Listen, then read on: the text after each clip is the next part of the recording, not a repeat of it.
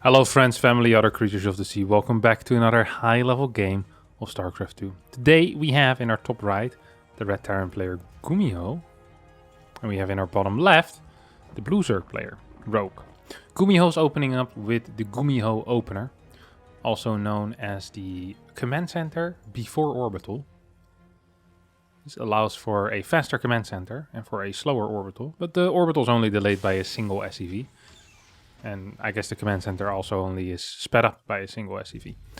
You can actually start a reactor immediately after. He usually gets 3 marines, moves on the map to try and snipe any type of overlord, at the same time building a factory. Then go into a reactor from that point on. I've seen this build go into 2 base builds. I've seen this build go into triple CC openers as well. So anything is possible here. But I just would like to point out that this is very different from a standard. There's no Reaper here because the initial gas is missing. First gas gets taken a lot later than usual.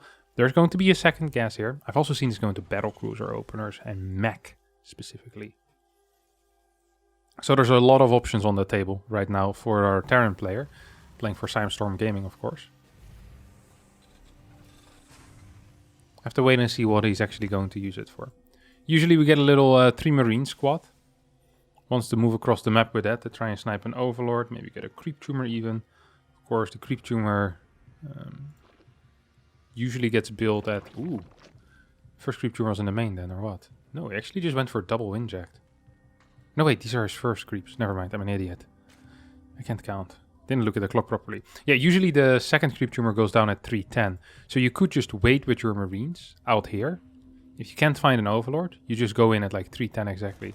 Really should not have attacked that. That's kind of pointless, isn't it? That feels really pointless, attacking that. Do you really believe you're going to get that thing down? There's no way. Queens are just going to start marching down. One Hellion is on the way right now. One Hellion can't defend these marines. Like, once these queens show up, this is over. Link speed is going to finish in like 40 seconds though from now. That's really late as well. Extraordinarily so. Follow-up is going to be a medevac. Third Hellion is on the way as well. No, we see a swap. It's going to be Hellion 3 and 4 starting at the same time. The question now is, will there be an armory? Are we going to see a fusion core? Will we get Banshees? It's all possible. There's a lot of viable follow-ups from this. The question just is, which follow-up will Gumiho pick? Third command center gets constructed on the low ground here. Do we see a swap? No. Marine Stim. No second starport unit either. No Liberator, nothing. 7 Marines and 4 Hellions make their way across the map. Sounds like the start of a joke. 7 Marines walk into a bar. There's no counter.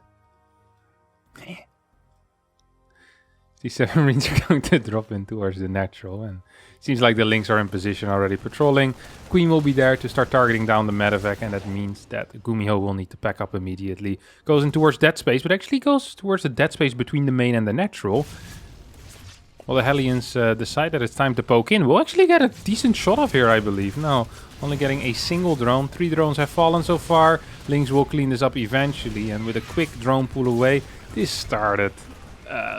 looking like it had some potential for Gumiho, but in the end wasn't actually all that great. This medevac drop is going to go in, take out 3 more workers.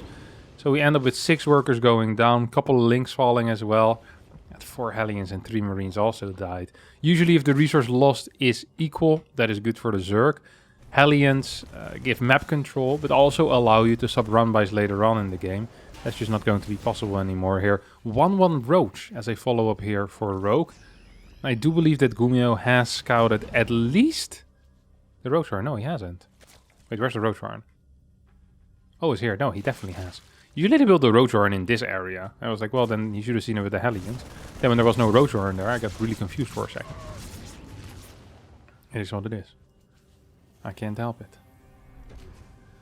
Combat shields should start soon. There's a decent chunk of money in the bank right now for Gumiho. Getting barracks 4 and 5, flying his command center over as well here. Just playing it slow. Playing it real slow and standard. Well, except for the early game. But the mid game looks pretty slow and standard. Wouldn't surprise me if he's just going to be sitting back for a long time, knowing that there's a Roach Warren. I'm just questioning the ability of Rogue to move across the map and kill his opponent. It's not going to be the case. Starts an infestation pit, which means we'll see a Hydra then go down, as well as a Fort Hatchery right now. A couple of extra drones. This is the type of composition you usually go up to like 74, 75 drones with. And from that point on, you're going to be building a lot of units. Just, it's like a defensive mechanism. You need to. You're forced to. I'm surprised we're not seeing a Hydra then yet. That feels mandatory. The Hydra then, because you want the Lurker then the same time as the Hive. And the Hive and the Lurker then practically finish at the same time. And then you can start your Seismic Spines as well as your Adaptive Talents upgrade. The range and the Quick Burrow respectively. For the Lurkers, which are the important upgrades. Okay, we do see a Hive. And now the Hydra then starts. I mean, it's just too late. It's going to delay your upgrades pretty significantly here, Rogue, for no real reason. 66 workers still, 6 more are on the way, so going up to 72. That usually is the drone count that you are heading for. Ooh, swapping out of range upgrades here. That's odd, we don't have a Baneling Nest yet. Now there is Link Speed. Creep Threat still looks decent. There's a couple of things here that Zerg can do, or that Terran can do, excuse me. Fort Base can be an orbital rather than a planetary. Whenever Zerg is playing pure roaches in the early game, you know that Ling run-bys are going to be, well, pretty difficult to pull off. Baneling run-bys will be difficult to pull off as well. Because you're playing a pretty defensive style with tanks anyway, and just with small numbers of Marines on the map. It's extremely unlikely that any run-by will ever truly hit you. Planetary is useless, and thus you can get a fourth orbital. It actually gives you a big boost in mineral income. You can throw down your Ghost Academy quickly as well, making it even harder for Roaches and Ravagers to move across the map. Because at this point, I think we've... Ooh, actually Gumiho isn't completely aware yet of this. Gumiho... I mean, Gumiho should know that it's not going to be 1-1 Roach anymore. But he might not have the 100% confirmation. He's actually playing 8 Rex here. That is another viable option. Marauder, Marine, Tank, 8 Rex. I've seen this work before. I have seen this work, because you have this awkward period, and now we're going to get into the details of this, where there's no Seismic Spines on the Lurkers. And this is why I said you need to get that Hydra then faster. The Lurker then and the Hive need to start simultaneously. These Lurker upgrades could have been halfway done already, or maybe even 60 or 70%. These Lurkers could have been finished as well, and now we see the importance of that timing. These 20 to 25 seconds actually do matter in this game. Lurkers will get in position, but we already have some tanks on the high ground. We have a split of a lot of... What? There's no medevacs with this army.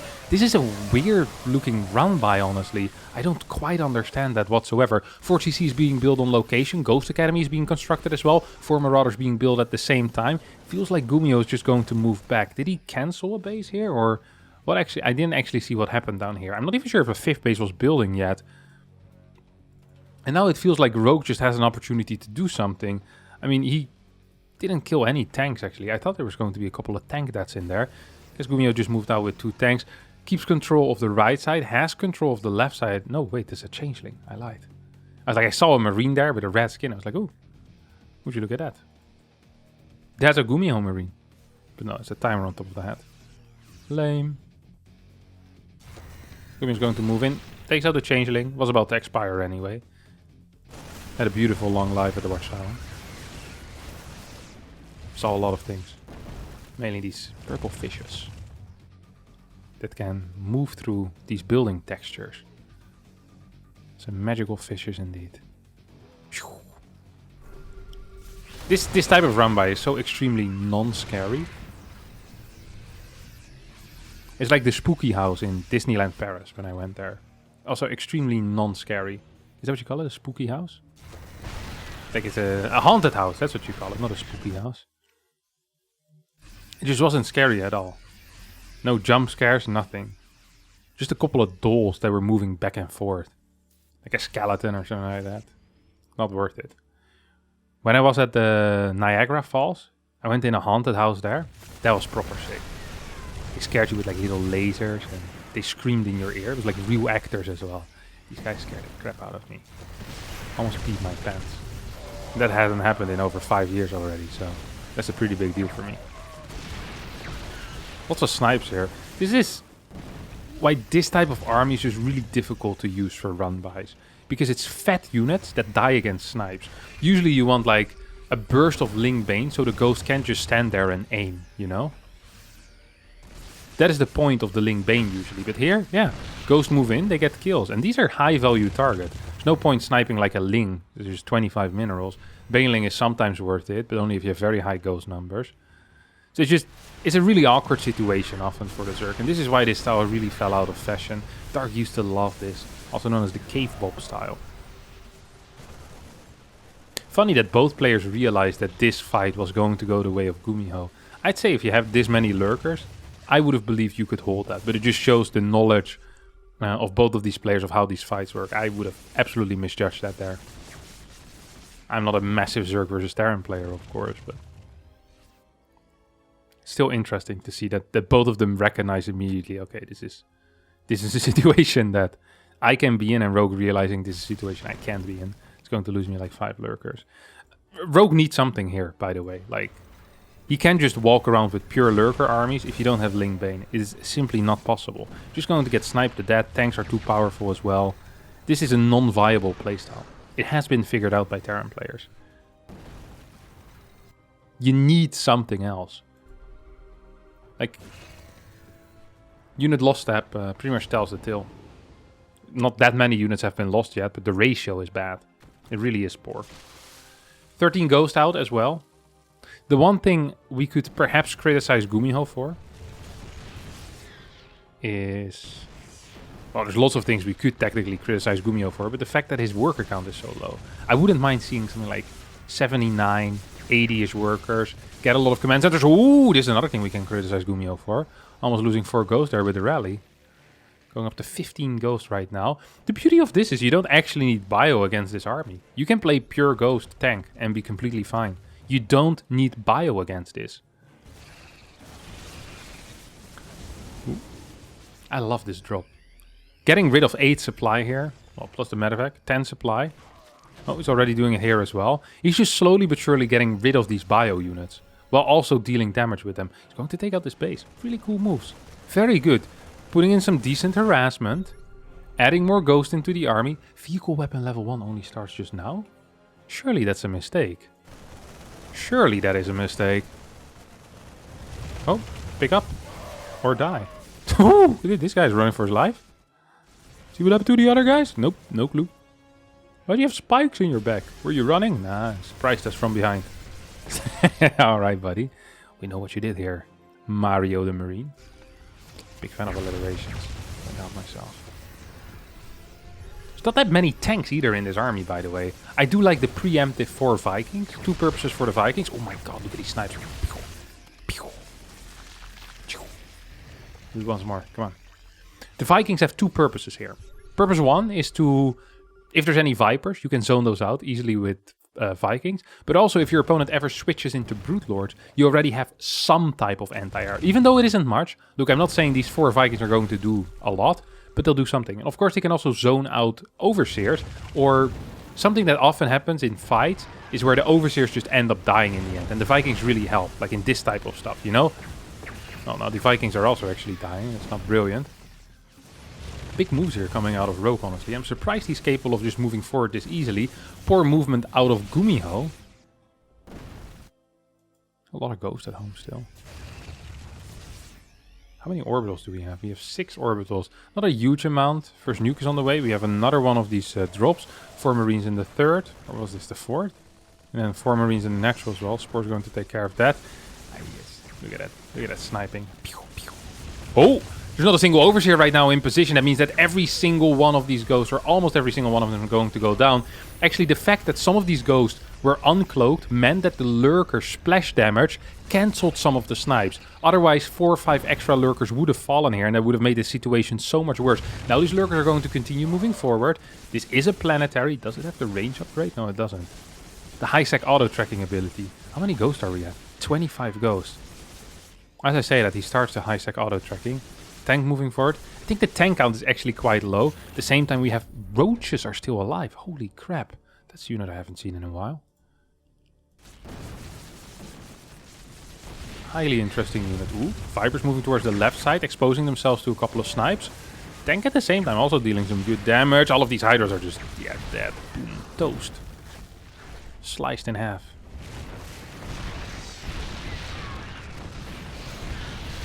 This was not a good run by either. I love it when I say that you can't really run by with these armies, and then Rogue tries it, just gets absolutely blasted. It does give me a certain sense of pleasure. Just seeing roaches and hydras getting sliced and spliced. That reminds me, one of my friends once bought a massive like sword at like a antique shop. And I remember it was at a party, and he brought it, and then we started playing Fruit Ninja. This was at the time where Fruit Ninja was relatively popular. So he bought like a bunch of fruit. This was his gift. My friend's a pretty wild guy. These banelings don't have speed yet, but there's also no siege or no AoE whatsoever. So a bunch of these ghosts actually did end up going down. Whenever I see ghosts snipe Zerg units, I always think of Fruit Ninja. And I always have to think of that memory at the same time as well. I wonder if it's illegal to own a sword in the Netherlands. I feel like it must be. I mean, it's a proper weapon, isn't it? It was large as well. It was heavy, I recall. A lot of snipes. There actually was a lot of snipes. It's only 2 medevacs. This army composition is just weird. Like, it's pure ghost, and there's almost no tanks here. Where's all the tanks? I guess we have 3 tanks over here on the left side. Now that there's Banes out, I actually kind of like the army for Rogue a little bit more.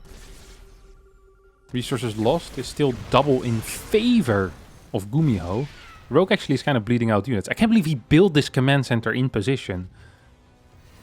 Gumiho takes so many sick risks. It's actually insane. He's the type of guy to cross the road with both of his eyes closed. Not because he thinks it's useful, but because it's cool. But it's also not really cool though. But building CCs on position is cool. This actually... who would expect this? I wouldn't. Rogue didn't either, otherwise he would have something there. Or maybe he knew and waited for it to finish. And then said, now I'm going to kill it. Oh, no, Rogue has no clue. Look at his setup though. Look at his concave that all these ghosts are forming. Tanks in the far back are dealing a lot of damage. Banelings rolling in though. We'll take care of this planetary. Orbital command also gets taken out. The Rogue did manage to break through. Didn't kill a lot of the army. Trade was good though. It was 28k against 14k before. So this was a cost-efficient trade. That's better than any of the other trades that that Rogue has had so far. Still decent chunk of money in the bank though for Gumiho. Rogue doesn't actually have that many drones either. It's not like he's working off 95 drones. There's not that many lurkers here left. That means that, if the final lurkers get cleaned up, that all of these can get sniped before they even finish morphing. Oh no. One more. Poof, poof. Get sniped, son. 35k against 21k. Bottom right side base not mining yet. You know what I hate? Is when Terrans, they do this type of stuff. No, I hate this as well. That's in vision. Just barely in vision. I'm not sure if Rogue noticed that. Sometimes Terrans take like a semi-hidden base, but they don't realize it's hidden. And then they build a sensor tower next to it and they reveal it. It's like, oh, I wonder what's next to that sensor tower. Probably just a sensor tower in the middle of the map with no base next to it. Lib actually dealing some good damage as well. Vehicle weapons level 2 finishing up 20 minutes into the game. Seems okay. Ghost once again cloaking up. Good pre-split here. A couple of tanks in the far back helping out as well. Liberator still sieged up too. That means in combination with the scan that a lot of these lurkers actually taking a lot of damage right now. Oh, this lurker still in range. Woo! That lurker is really lucky. Poof! Still gets taken out. Not that lucky after all. I survived for 4 extra seconds. He saw his life flash in front of his eyes. And then he saw it happen again. Twice in 5 seconds. Not sure if that's sad or cool. Probably a combination of the two. There's still a lurker over here, but I don't think Gumiho's aware of that. Well, now he is. These mules actually, if they get taken out, it would be a big deal. That's the only real mining that Gumiho currently has. Unless we count this base, which we should, because it's a fully mining base. I did not know it was still mining. I'm sorry. My sincere apologies to this bad boy. I'll produce from this planetary as well. Gumiho is so cool. I hope that this planetary will give Gumiho the win. High risk, low reward, but a reward after all. 11 more lurkers on the way? Holy crap. That's a lot of lurkers, isn't it? 11. 12, I can't count. There must have been one already. banelings as well coming in. There's no Vipers. Have we even had a single Viper this entire game? No. Not a single Viper. You have another drop here, heading towards the top left side. There should be a cancel on this hatchery. I don't think you're going to be capable of saving that. Ooh, lots of Lynx are moving in, but the damage output of these units usually is quite high. Lynx will come in time, and with the Adrenal Glands upgrade as well as 3-3, we'll be able to stop this. Not quite sure what happened here on the bottom side, but let's take a look at the units lost tab. We see 28k against 44k. Boom, pidum, pidum. Gumiho still mining from this bottom. Ooh. That's the type of shot I want to see. 6 meals. Look at that income go. Phew. Through the roof, my friends. Through the freaking roof. How many ghosts do we have? 14 ghosts, 10 tanks as well. And this is a position you can't break, surely. This is actually an unbreakable position. Rogue's like, oh my god, this guy, I can't believe it. He's going to catch these mules at least, which is nice. Changeling sneaking in at the same time. I wouldn't mind a single lurker here on the top side. Guess that scan would have revealed it. A lot of these drones might actually end up falling. No, Gumiho keeps the eyes on the prize and says, I will actually just straight up take out your hatchery. Ooh, they got a lot closer than it ever should have been. Phew. They really did get quite close. Hatchery will need to be rebuilt once more. There's no more money though for a rogue. Gumiho is rich, but only in minerals, because he's not mining gas for some reason. He's... What? Excuse me? Is this a joke?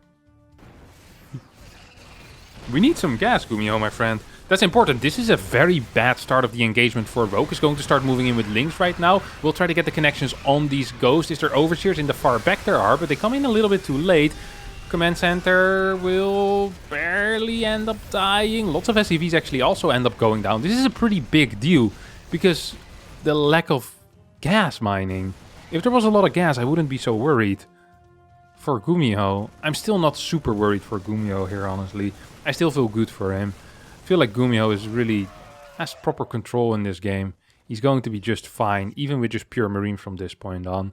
Because there's still 14 ghosts, 16 ghosts alive. We see 16 Marines in production at the same time, 2 more Marauders as well. You really should start mining this extra gas. I do not understand why we're not mining fully on this gas. We need getting gas mining as well here on the bottom right side. I mean, there's so much money, just no gas whatsoever.